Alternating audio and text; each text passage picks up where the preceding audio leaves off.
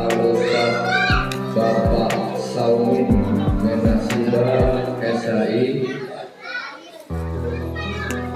yang kami muliakan Bapak Ketua RT Perumahan Ria Cemerlang 1, yang kami muliakan rekan-rekan segenap pengurus musola dan rukun pengabdian Perumahan Ria Cemerlang 1, Bapak-bapak dan ibu-ibu serta hadirin yang insya Allah kita semua dimuliakan oleh Allah Subhanahu wa Ta'ala. Amin ya Rabbal Alamin.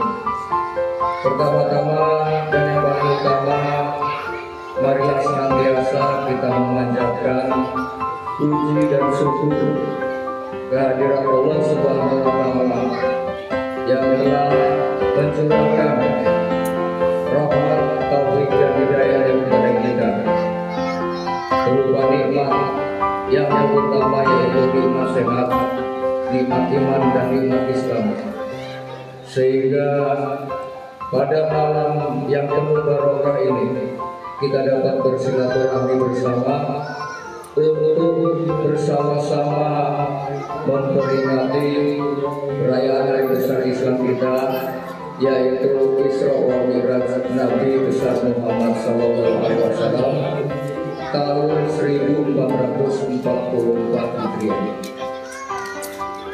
Lalu salawat salam marilah senantiasa kita mohonkan kepada Allah Subhanahu wa Ta'ala, semoga selalu tercurahkan kepada junjungan kita baginda Rasulullah Nabi Muhammad Sallallahu Alaihi Wasallam beserta para sahabat, keluarga dan para pengikutnya, yang insya Allah kita semua selaku umatnya akan mendapatkan syafaat di hari akhir nanti. Amin ya Rabbal Alamin.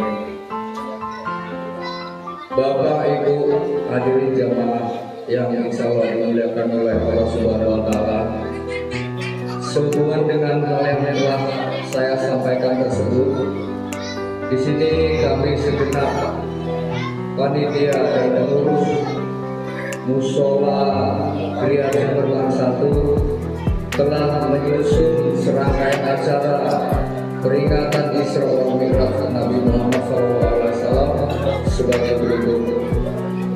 Yang pertama, pembukaan. Yang kedua, sambutan yang akan disampaikan oleh yang mewakili dari pengurus musola Ria Cemerlang 1. Kemudian acara yang ketiga, pembacaan ayat suci Al-Quran. Acara keempat, istirahat sejenak dan dilanjutkan dengan tausiah hikmah peringatan Nabi Muhammad SAW yang nanti akan disampaikan oleh Muharram dan sekaligus ditutup dengan doa, dan acara yang terakhir yaitu penutup.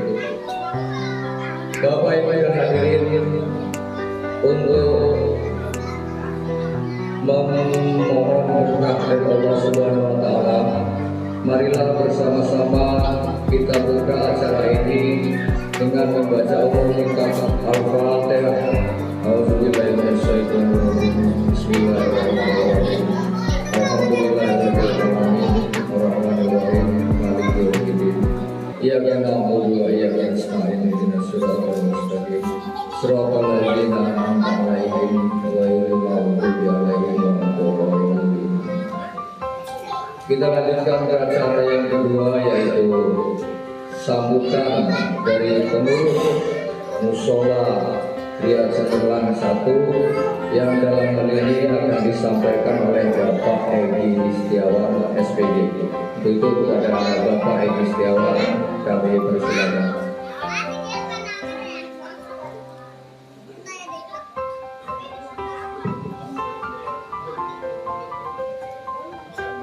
Assalamualaikum warahmatullahi wabarakatuh.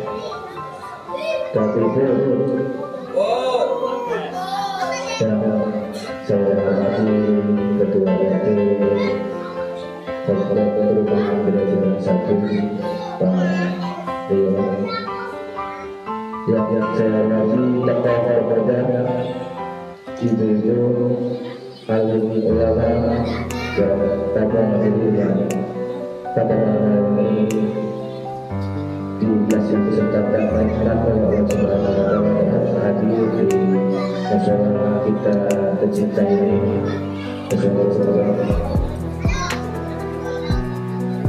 Saya selalu berurus musola setelah menjadi dari ketua sekretaris dan musola mengucapkan banyak-banyak terima kasih dari beberapa ibu warga terutama di Cemerlang 1 dan dukungan materi beberapa tenaganya acara pada malam hari ini dapat terlaksana dengan baik. Semoga nanti sampai pada acara dengan lancar. Kita banyak-banyak sebutan dari pengurus musola Cemerlang, yaitu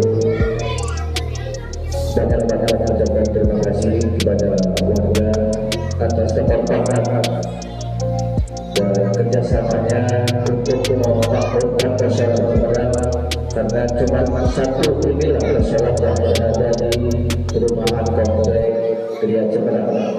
Jadi kalau bukan kita siapa lagi, kalau bukan kita yang memakmurkan, tidak ada yang ini memakmurkan.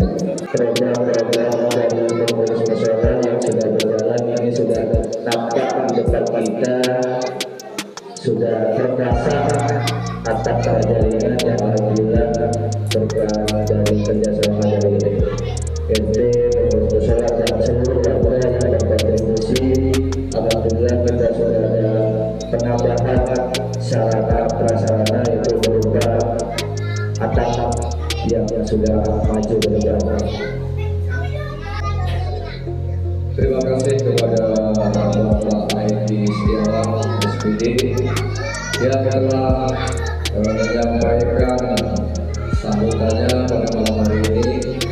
Dan untuk acara yang ketiga, yaitu pembacaan ayat-ayat suci Al-Quran, yang dalam hal ini akan disampaikan atau dibacakan oleh Ibu atau Ibu Sugiati. Untuk itu pada beliau dipersilakan.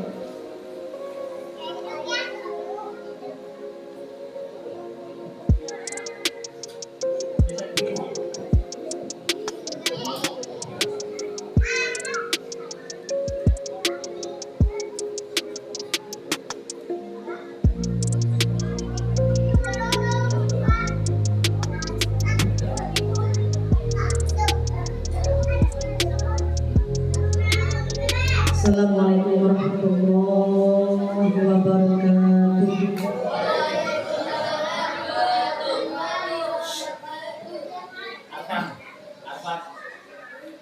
A'udzu billahi minasy syaithanir rajim.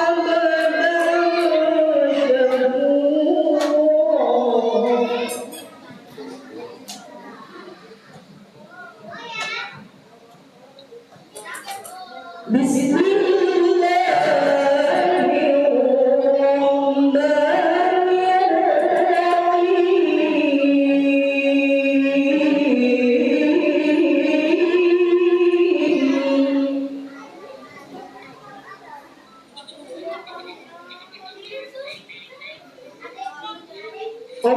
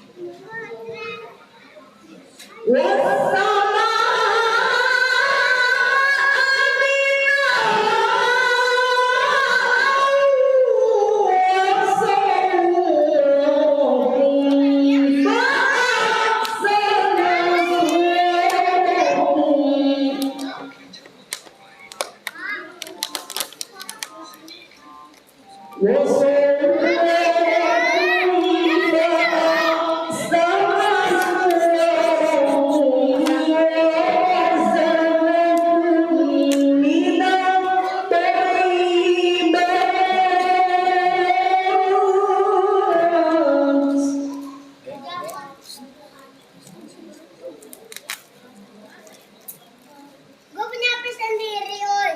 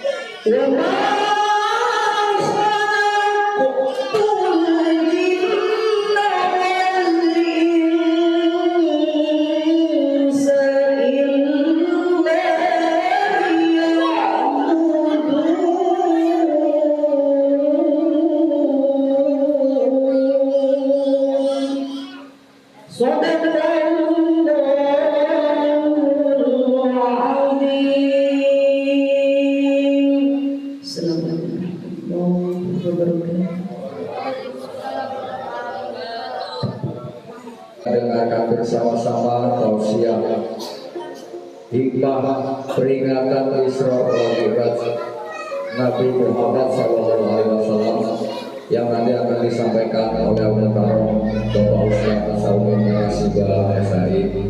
Namun sebelumnya kita reaksi sejenak dan kepada bapak-bapak, ibu-ibu dipersilakan untuk menikmati hidangan yang telah panitia sediakan dengan bersama-sama membaca doa. Ya Allahumma barik lana fima razaqtana wa qina azaban.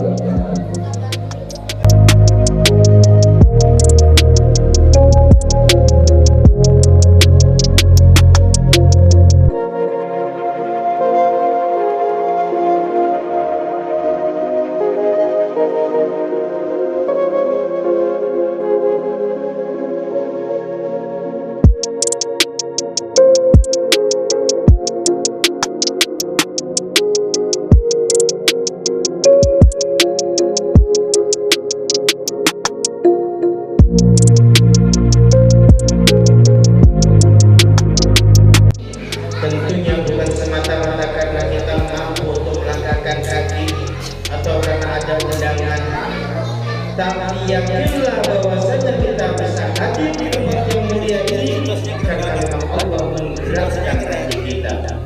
Sebagaimana Allah SWT mengangkat, membawa, menjalankan Nabi Muhammad dari Masjidil Haram ila Masjidil Aqsa sampai ke Sidratul Muntaha.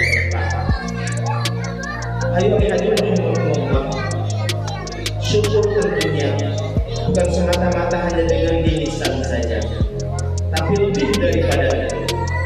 Memaknai syukur tersebut tentunya dengan menjalankan, melaksanakan apa yang menjadi perintah Allah dan menghindari dan meninggalkan apa yang menjadi larangannya. Ayo hadirin Allah,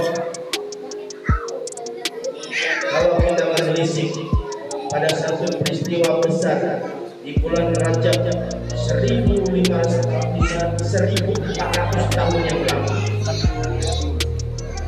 ini merupakan satu peristiwa yang sangat luar biasa, peristiwa yang bisa dikatakan tidak masuk akal, tapi itulah agama. Tidak semua dalam agama ini bisa diterima oleh akal, karena memang akal kita yang tidak mampu untuk menerimanya, tapi lebih daripada keimanan.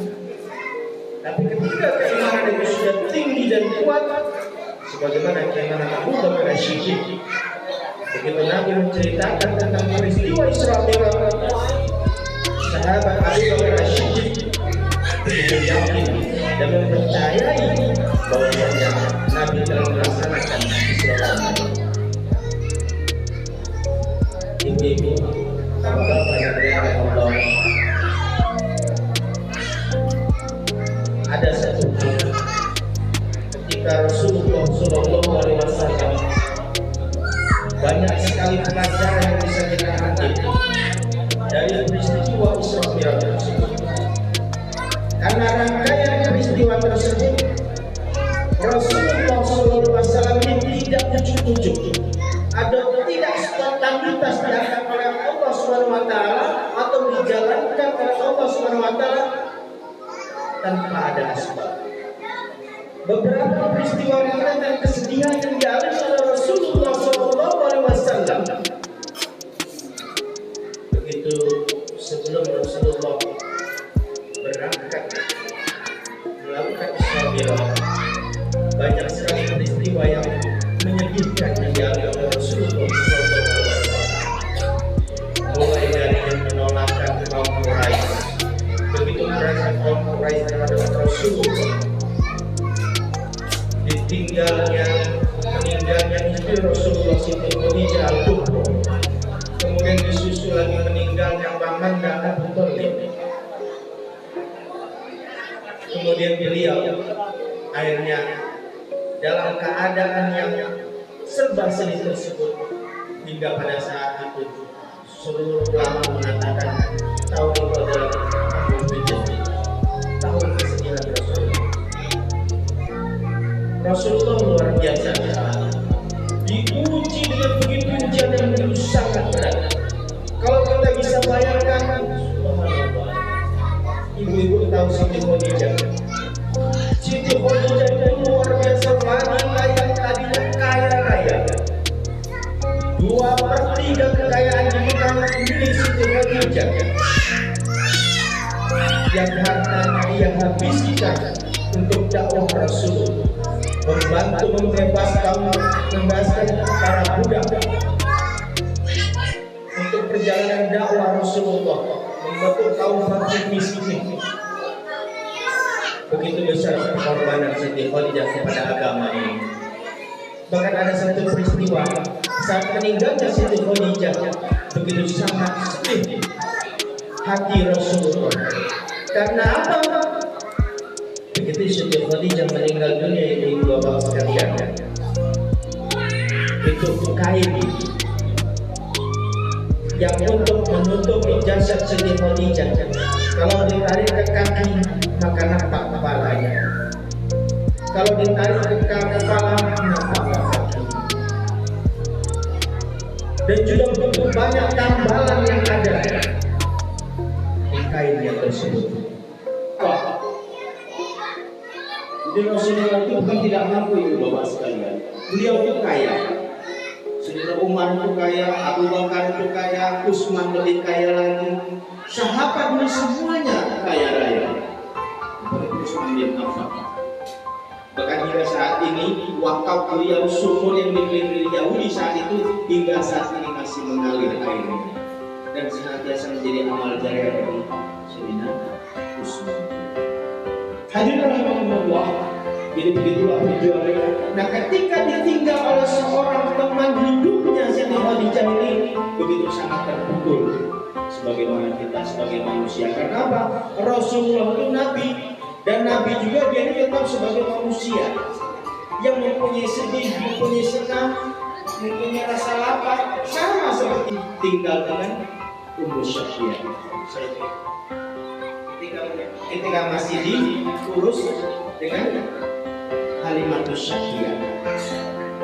Ada peristiwa tersendiri bahwasanya saat dia masih menjelang umur 6 tahun, ada beberapa orang datang berbanyak putih-putih yang disaksikan oleh anaknya Halimatus Syafi'ah bahwasanya Nabi Muhammad SAW menculik, kemudian dibedah perutnya, dibedah dadanya, kemudian dibersihkan dalamnya.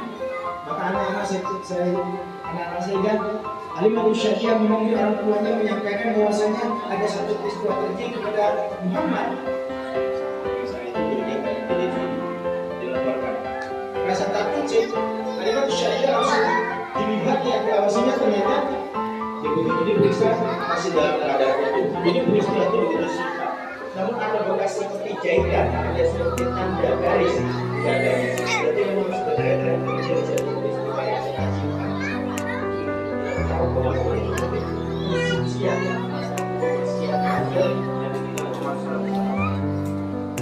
Kemudian tinggal satu lagi dari tinggal dengan pamannya yang sebagai pelindungnya. Kita Muhammad masyarakat kita masuk Abu Talib meskipun dia tidak belum Islam tapi begitu sifatnya itu sangat melindungi Rasulullah SAW dan sebetulnya sebagai penjaga atau pembela Rasulullah SAW.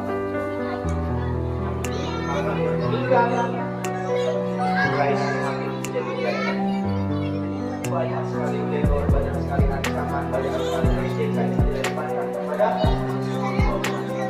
akhirnya para Rasulullah dia coba mencoba kembali perjalanan beliau dalam perjalanan sana beliau jalan sampai beliau dengan harapan bisa menyampaikan kepada bani tersebut untuk terima dari Rasulullah darinya lebih parah.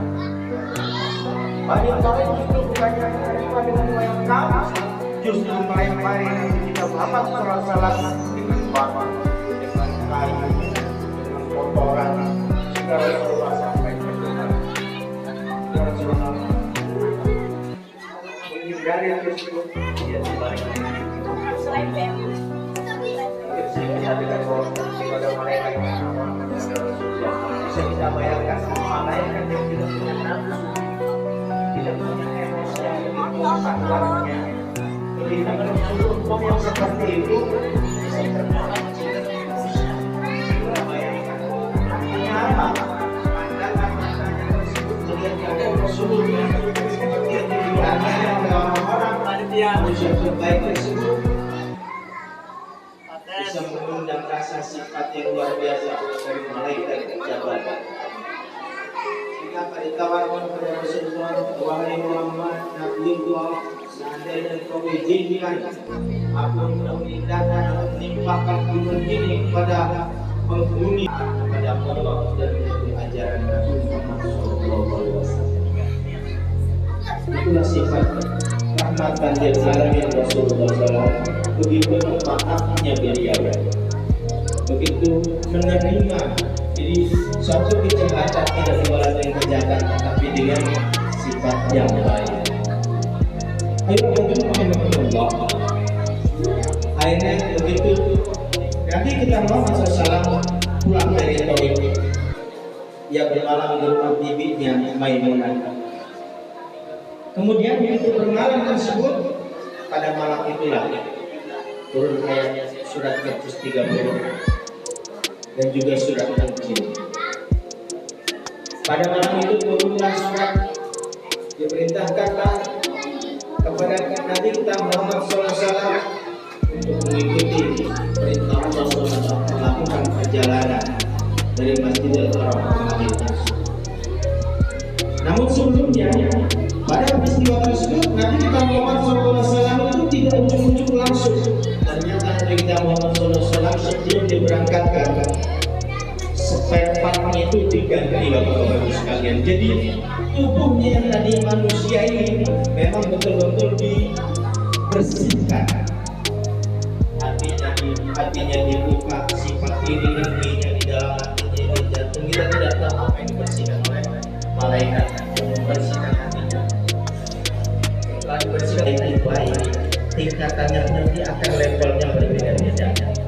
Jadi jembatan Shiratal Mustaqim itu yang panjangnya 500 tahun perjalanan menanjak, 500 tahun perjalanan menurun, 500 tahun perjalanan datar. Itu umat Nabi Muhammad melewati itu bermacam-macam. Ada yang baru melangkah satu langkah sudah terjatuh. Ada yang 2-3 langkah 3 meter terjatuh. Ada yang seperti orang berjalan kemudian terjatuh. Ada yang seperti berlari juga terjatuh. Kecepatan ada yang seperti naik kuda terjatuh. Tapi ada satu golongan juga yang dia bisa bertanya kepada Nabi, wahai malaikat, ini ada hamba Allah yang sudah melewati sirat seperti kilat. Di mana jembatan Shiratal Mustaqim tersebut kok dia tidak melewatinya? Kenapa? Sirat ini nanti fase terakhir dalam perjalanan kita di dunia ini. Kita ini masih di alam, kita sekarang di alam dunia. Sebelumnya kita di alam ruh, masuk ke alam rahim ibu kita di alam dunia. Nanti kita berikutnya berada di alam barzah, alam kubur. Kemudian baru kita yaumul mahkamah atau hari penghukuman, yaumul hisab, hari penghitungan, hari penghisapan kita di masyar, dikumpulkan di masa tersebut, baru kita terima tangan kanan, tangan kiri.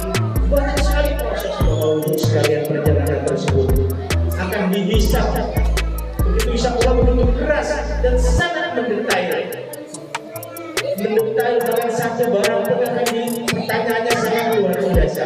Dari satu benda yang kita miliki saja mungkin beratus-ratus tahun. Jadi Bapak-Ibu sekalian, nah begitu perjalanan yang demikian itu, ada umat Nabi Muhammad ini yang bisa melewati sirat tersebut seperti kilat, sehingga dia bertanya, wahai malaikat, di mana sirat kok saya tidak melewati? Tahu-tahu dia sudah melewati, tinggal masuk ke dalam surga saja. Itulah amalanmu. Engkau melewati sirat itu seperti kilat sehingga tidak nampak lagi sirat tersebut. Ibu sekalian, dalamnya sirat itu, neraka itu dalamnya 70 tahun perjalanan. Batu dijatuhkan 70 tahun yang lalu. Sekarang dia baru sampai dalamnya. Bisa kita bayangkan dalamnya.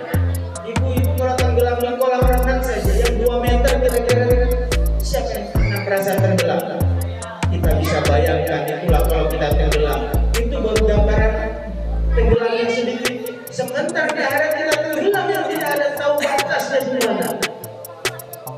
Jadi luar biasa Bapak Ibu sekalian, azzallahi. Tapi nikmatnya pun akan sangat luar biasa. Karena di dunia ini hanya dijadikan untuk ujian. Ujian bagi kita untuk melewati, mendapatkan kebahagiaan yang hakiki nantinya. Karena pada dasarnya dunia ini adalah semata-mata tempat untuk mendapatkan kedudukan kita nanti di akhirat. Di dunia ini tidak ada yang pasti Bapak Ibu sekalian. Jodoh nggak pasti, rezeki juga kadang tidak pasti. Yang pasti itu adalah kematian. Jadi kematian itu adalah kiamat kecil bagi kita. Maka dari Bapak sekalian, bagaimana cara sahabat tersebut, orang-orang tersebut kok bisa melewati sirat seperti kilat? Tanya amalannya apa? Salah satu amalan ternyata amalannya adalah dia menjaga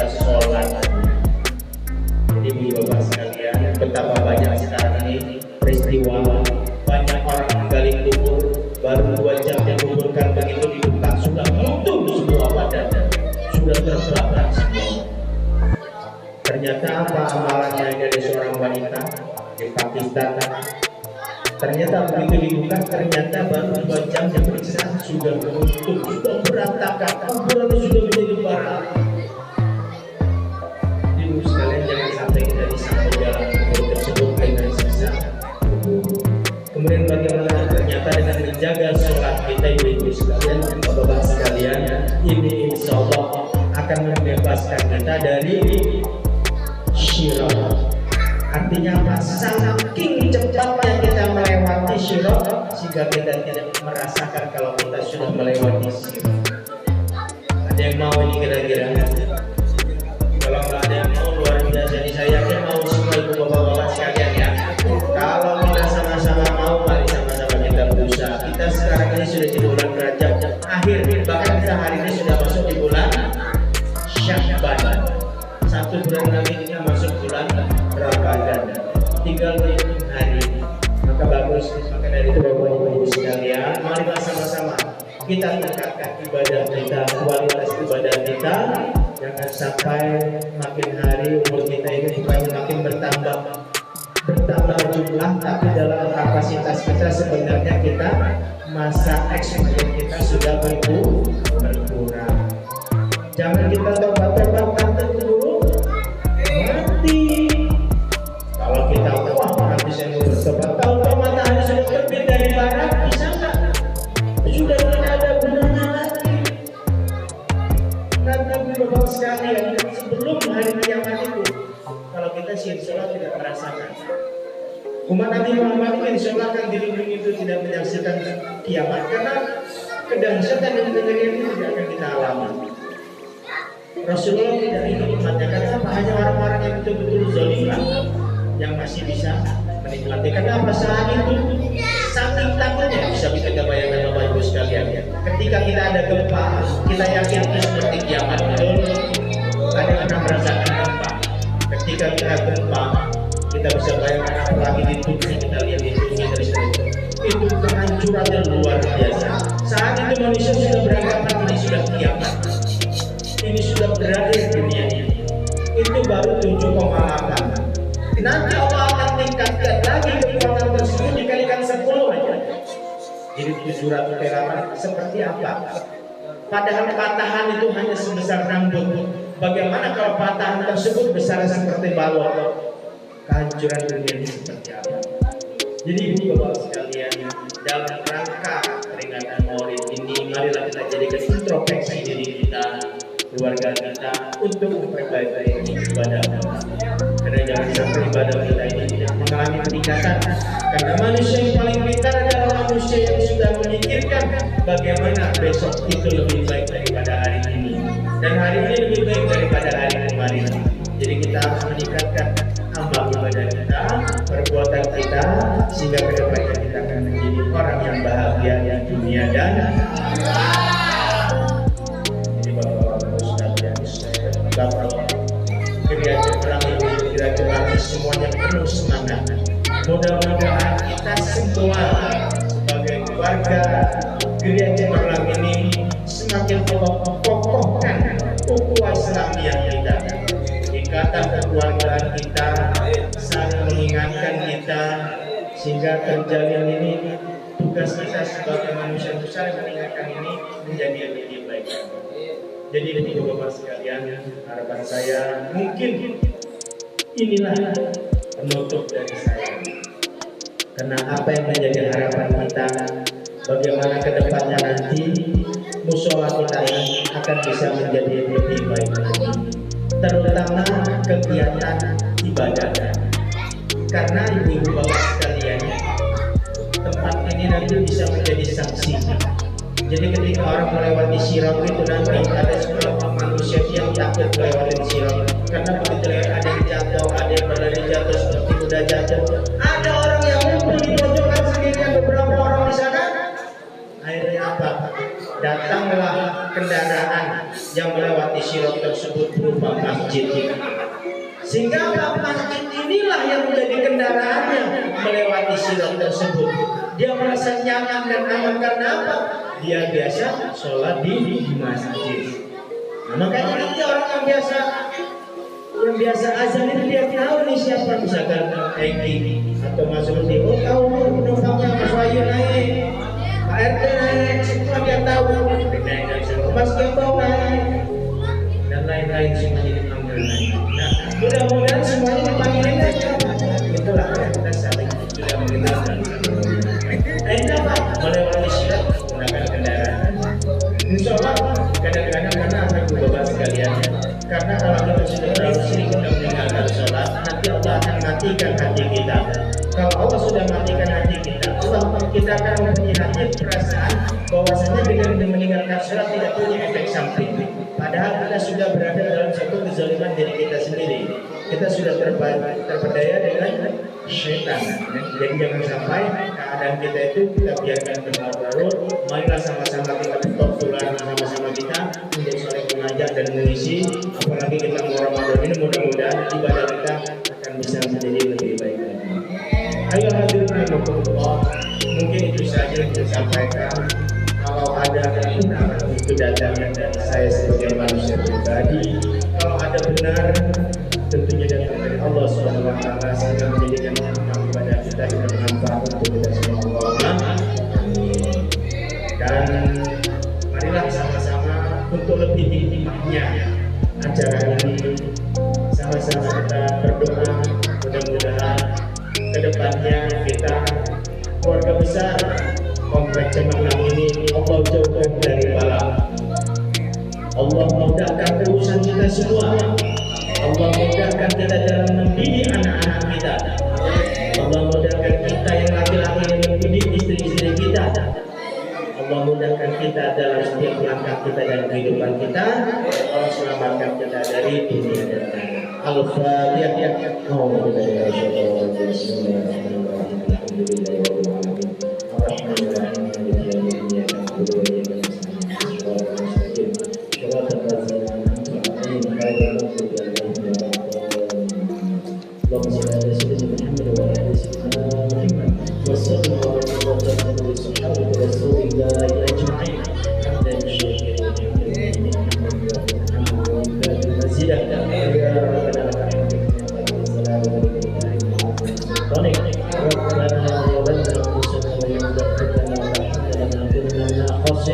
ربنا وزد اذكر نعمتك التي انعمت علينا وعلى والدينا وعلى صلاتك وادخلنا برحمتك في بيت الصالحين.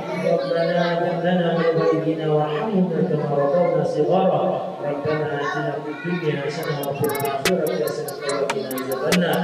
بفضلك من سبحانك رب العزه عما يصفون وسلام على المرسلين والحمد لله رب العالمين. Terima kasih. Assalamualaikum warahmatullahi wabarakatuh.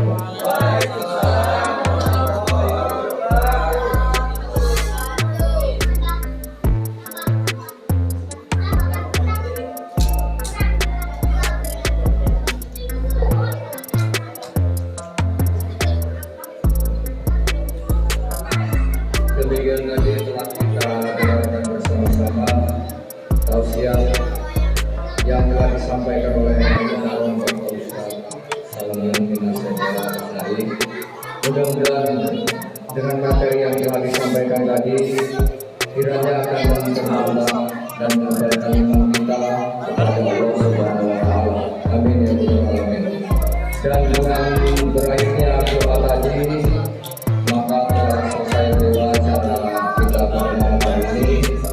Dan marilah kita tutup bersama-sama acara ini dengan membaca lafaz hamdalah